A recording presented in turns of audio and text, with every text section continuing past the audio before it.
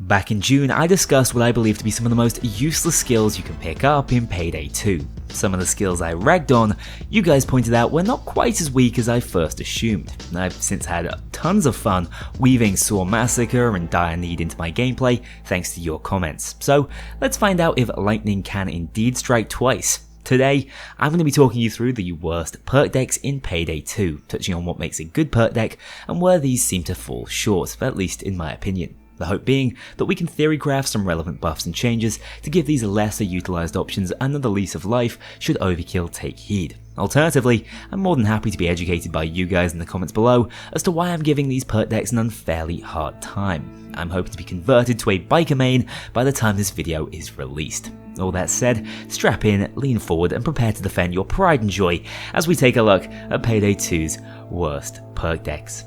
But first, I know that mobile shooters have been on many of our radars as of late, and for those of you who can't wait to sink their teeth into the genre, have I got a video sponsor for you.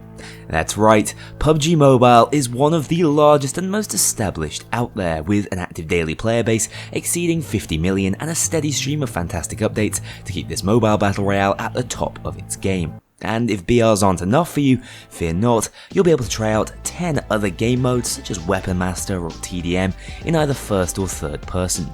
What really caught my eye was the tremendous crossovers we've seen recently, including the likes of Evangelion, Jujutsu Kaisen, and even more recently, The Boys. What's more, a brand new mobile exclusive map just released in-game.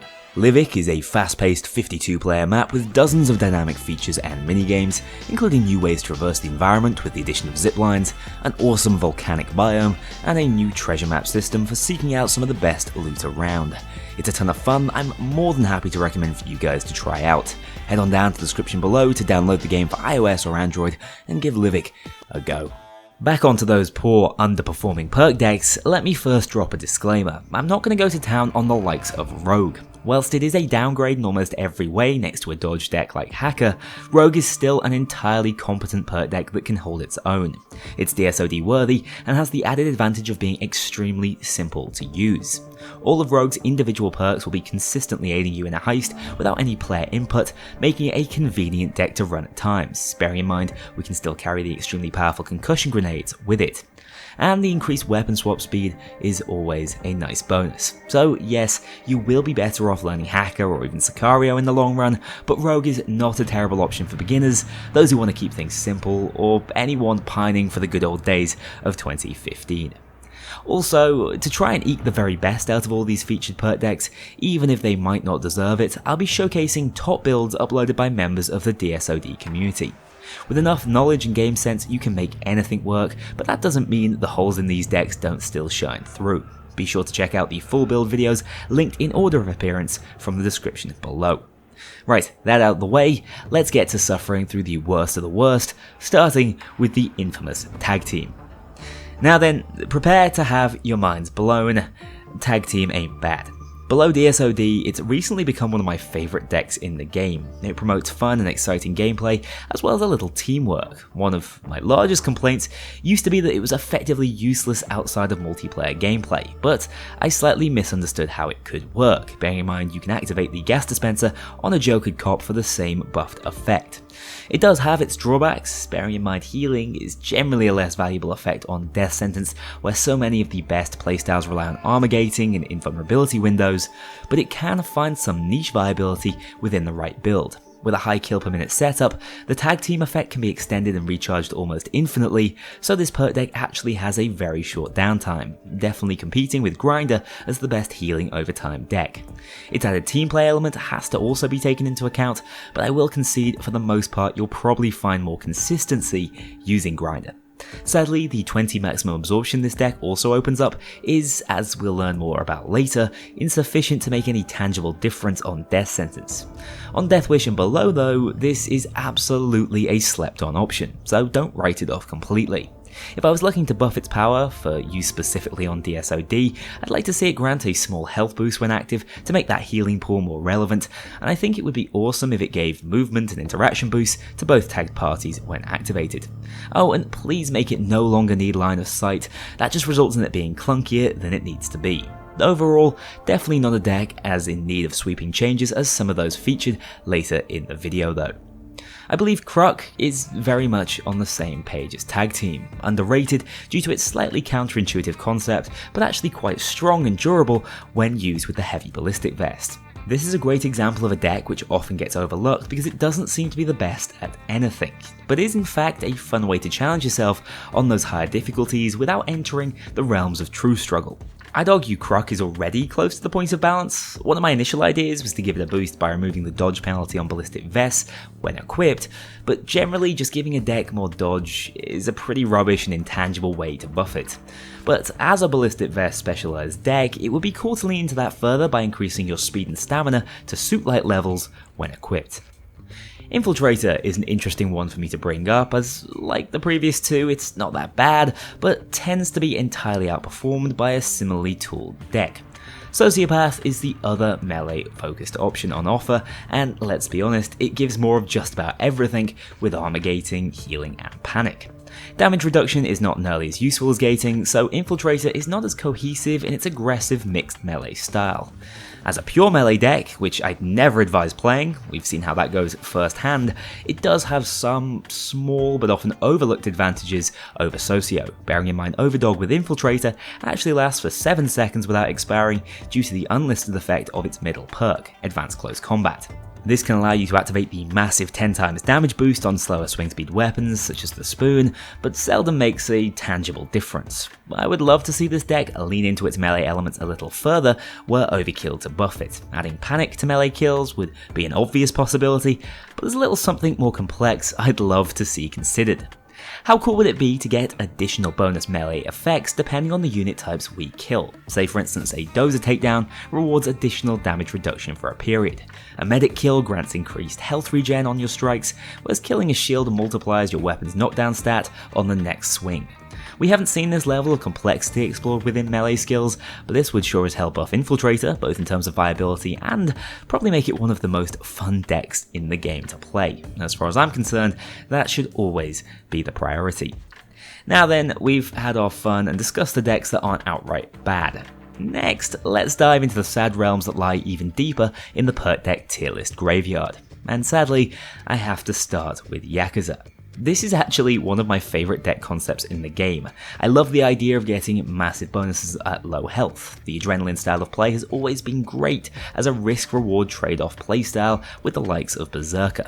Yet Yakuza just doesn't come close to embodying that. Don't get me wrong, this is an excellent deck for stealth playthroughs, and it's a speedrunner's dream. However, it's probably the weakest deck in the game if we consider it for loud only. At its most effective, all you'll be gaining from it is 20% movement speed and 60% armor regen speed, not top tier stats when it comes to survivability. Not to mention, you'll only get any benefit from this deck when at low health, forcing you into weird, frenzy ICTV setups to stay alive on death sentence, which is completely counterintuitive to the speedy playstyle it's trying to promote. Whilst I'd be surprised to see this one receive a buff, as Overkill will just see its many uses within stealth and assume all is well, I really believe that it should be looked at from a purely loud perspective. I think it could do with having its own inbuilt frenzy switch that could maybe be turned on or off from the throwable slot. When at that self-induced low health, you receive the maximum benefits of this deck as is, alongside potentially some additional action speed and even fire rate to really play into that fast and dangerous style.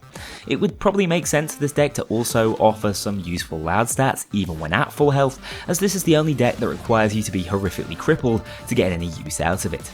Carrot has also considered how he'd build on this deck in his 3 decks that desperately need buffs video, which I recommend also checking out, and came to the conclusion that adding some dodge to the deck would also make it more coherent and fun to play, and I'm inclined to agree with him. I don't think there's a perk deck in the game that's quite as poorly conceived as Yakuza, especially as it wasn't added with stealth in mind, so I would be overjoyed if Overkill took a good hard look at it. Talking of decks that seemingly prioritize stealth, Burglar's another funny one. I personally never use this deck for stealth. The small increases in stealth action speed don't come close to offering what the Pocket ECM from Hacker does, nor the movement speed of Yakuza, but some have grown accustomed to them and I can appreciate that. However, as a loud deck, Burglar's weird. I think it was Overkill's first attempt at a stealth and loud hybrid concept, which they only really nailed several years later when Hacker was released. Who the hell wants to crouch everywhere on the map, let alone stand completely still to gain buffs and be targeted less? If we compare it to Yakuza, yes, it sounds great. I'd much rather have 30% dodge at all times than effectively nothing. But if we compare it to the other dodge decks out there, even Croc and Rogue, which I've already featured, this thing is inferior in every single way. Hell, even just in terms of the amount of dodge it offers. Surely the first thing it needs is to have its dodge buff to the region of Rogue. Legitimately, the best thing this deck offers is that 20% increased lockpick speed, so why not lean into that and morph this into an objective-orientated deck, granting increased dodge or armor regen whilst interacting with something. That would make the crouching skills marginally less useless and help to compete for Sicario's objective crown. I personally think that those small stealth benefits could do with being increased as well, as 10 to 20% just doesn't cut it in my opinion. Sadly, Burglar really is not a favourite of mine. Next up, let's talk Maniac. Here we have another great concept which never rode the wave over to Death Sentence, and that breaks my heart, especially as a Jimmy enjoyer.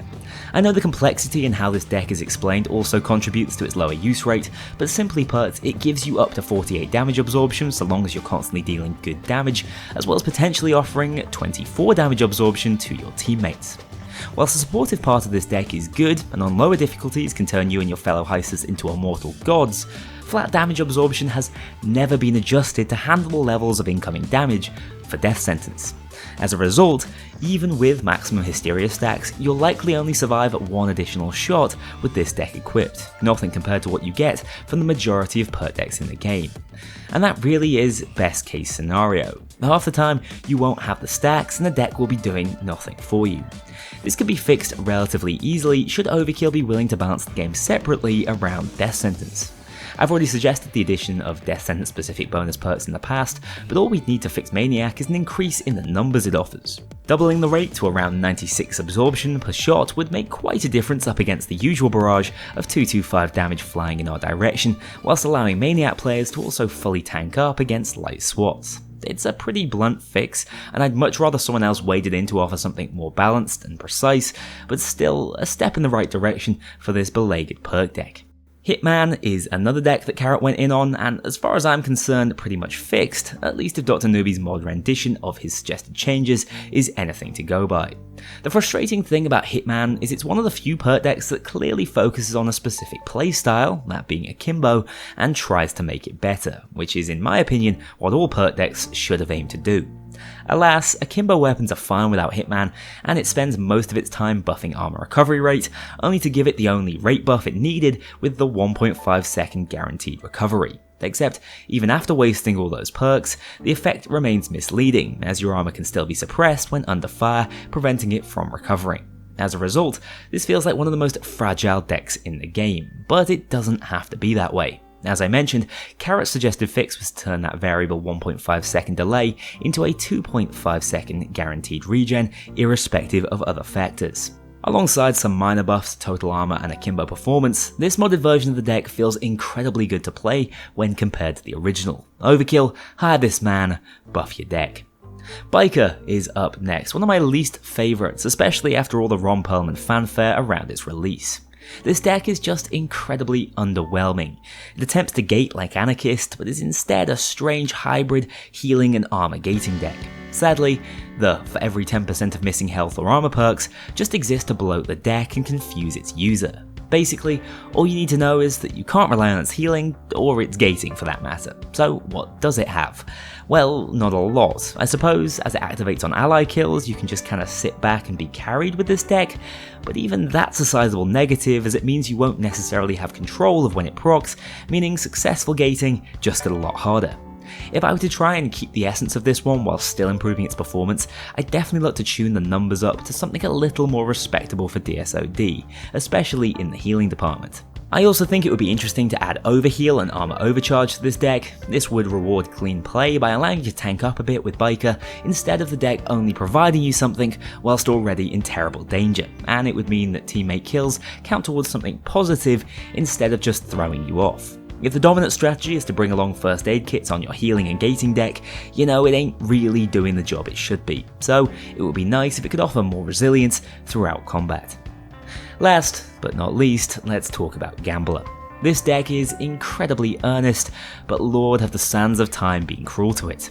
At least Yakuza has its stealth niche. Gambler serves such a limited purpose on higher difficulties, I don't even know where to start. Of course, Gambler was designed as a support deck uniquely around ammo pickup, which is a fine concept, but clunky in practice. Remember, for this deck to get anything done, you'll need to go around picking up ammo as much as possible, which A, is incredibly dangerous on death sentence, and B, is usually annoying for other players who expect to receive the ammo from what they kill.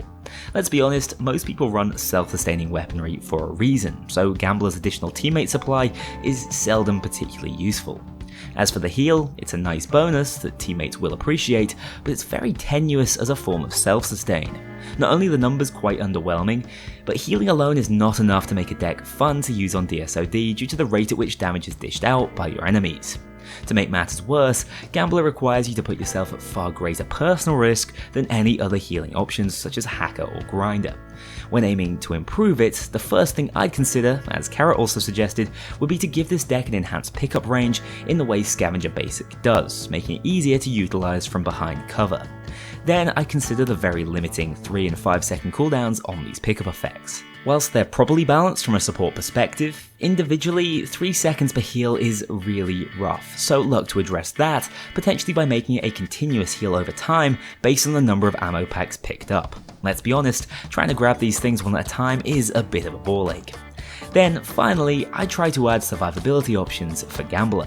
Funnily enough, it's a deck that probably most deserves Armourer and Anarchist 2 seconds of God mode, but to achieve a similar effect, Overkill would just need to allow Gambler players some small armor regen effect from ammo pickups when at full health, creating a new and unique way to gate incoming damage, massively aiding survivability while still requiring you to play aggressively and pick up kills. For further reference as to why this one desperately needs a buff, this is actually one of the few decks in the game that can feasibly do nothing for a build, as if you use 2 weapons without ammo pickup, such as the crossbows, you will be unable to ever activate any of its effects, rendering it completely useless.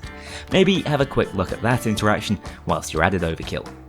And that rounds off the worst perk decks in the game and how I'd at least go about improving them with player experience and higher difficulties in mind. You may think changes like these are not worth Overkill's time at this point in Payday 2's life cycle, but I'd argue that even if you're suggesting the time to care about balance is long gone, focusing on improving the variety of playstyles available in-game will only improve replayability and convert more casual players into long-term fans of the series just in time for Payday 3. In the comments below, let me know how I did. Am I destined for a career in game balance, or would my ideas herald ruination for Overkill's prize franchise? I'd also love to hear your thoughts on these decks in general. Once again, am I underrating any, missing any particularly unique techs which make them DSOD viable, or have I just undersold quite how bloody bad Yakuza is? Whatever the case may be, I always look forward to reading your ideas after the video goes live. As for me, I've got a few major projects in the works at the moment, so stay tuned. I'll see you all very soon. A huge thank you to my dedicated Patreon backers. If you want to join this crew in going infamous, check out the link below and pledge as little as $2 to see your name in the credits, or get 24-hour early access to future videos and vote on upcoming content. Take care, I'll see you all soon.